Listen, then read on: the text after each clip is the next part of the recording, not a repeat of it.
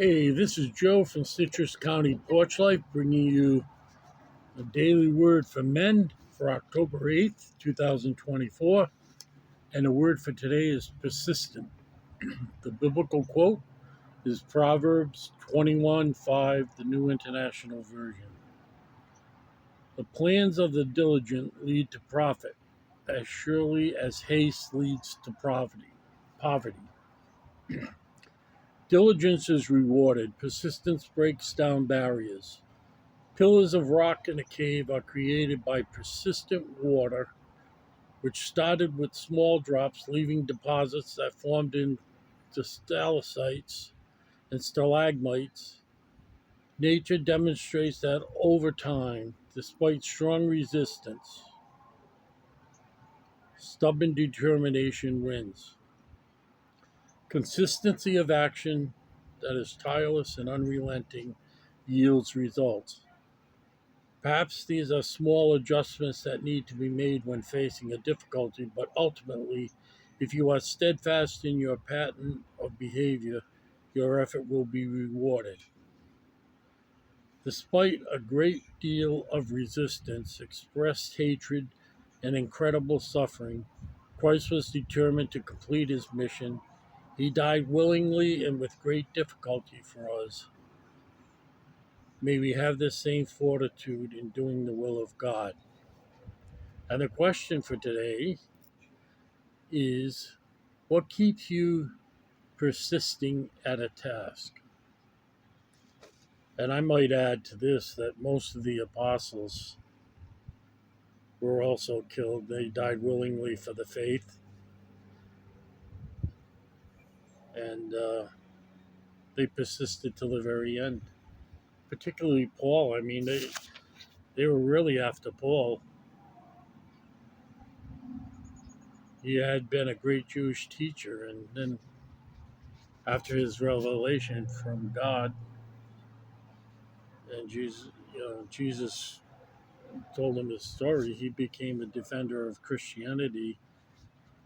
And most of the New Testament, his work is explaining what Christianity is. I got a little sun in my eyes, but it's not too bad. It makes my hair look white. So the question, what keeps you persisting at a task? And this is what I came up with. Perfectionism on my part. I don't want to do a half-baked job. I want to think to be perfect. I wouldn't present it to anyone till I was absolutely sure it was right. Now, I come from a mathematics background, and that's just, yeah, things have to come out in the end. It's kind of like accounting. The debits have to equal the credits, and you have to make everything balance. And if you don't, well, it's not right. There's something wrong somewhere. Uh, Also, what makes me persist is pride in a job well done. I want my work to look good. I haven't been blessed by God with any artistic talent, so most of the stuff that I do, like when I was in programming, I wanted to have the best program that did the same work in the least amount of space used and time used. And another reason is I have a competitive spirit in my younger days.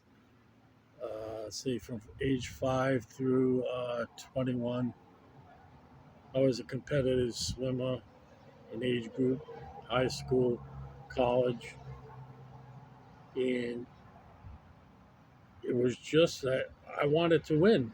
I really wanted to win. I didn't want a medal just for competing. I wanted the gold. And I think of another man. As soon as I saw this question, Dr. Salk, the one who came up with the vaccine for polio, he persisted and persisted till he got it,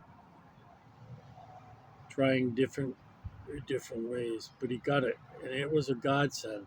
I can remember around 1955, all the beaches in Rhode Island being shut.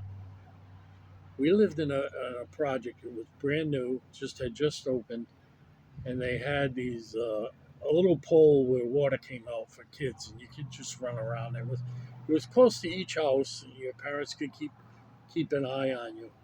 But even that they wouldn't allow because they thought that it would lead to more transmission of polio. And the particular place where I lived went into a gigantic panic when one of the girls came down with polio. They weren't sure where she got it from. And she was on the iron lung. And so that whole summer, people were going crazy. I remember when they finally came out with it and we got it at our school. I don't remember ever bringing home anything to my parents for them to sign, uh, but we all lined up when we got the vaccine. Now, this wasn't the gun, this wasn't the sublingual, this was the shot. And you're all lining up, brave as, little brave soldiers, not wanting to cry in front of everyone. And I didn't. It wasn't that bad. It was a quick shot, and like that, polio went away. Of course, there were people that had polio that still had it, and even now we have the post polio syndrome, and I hope that never comes back. It was awful. It For parents, it must have been the worst thing because kids, I guess, were more susceptible to it, and so he persisted till he got a cure, and I'll always remember that, and I'll always remember that he didn't make any money off it. Just knowing that he helped mankind was enough for him. Dr. Jonas Salk, Salk, a really true American hero. So that's a few things to think about. I know my reasons aren't the reasons that everybody else has, so they will be different. So have a good day. We've got another hurricane coming. It looks like it's a name star. It's got a number. They expect it to get to Category 3. There was a low front in front of it, and that's the rain we're going to get tomorrow. They said we could get up to 11 inches of rain. I never took the awnings up. I had a feeling we were going to get another hurricane, so I didn't do that. So that's good. I don't have to go through that whole routine again. It really is a pain in the back, literally a pain in the back when you have back problems because you got to hold things way up and stretch your back, and it hurts. It really, really, really hurts. But they're down, and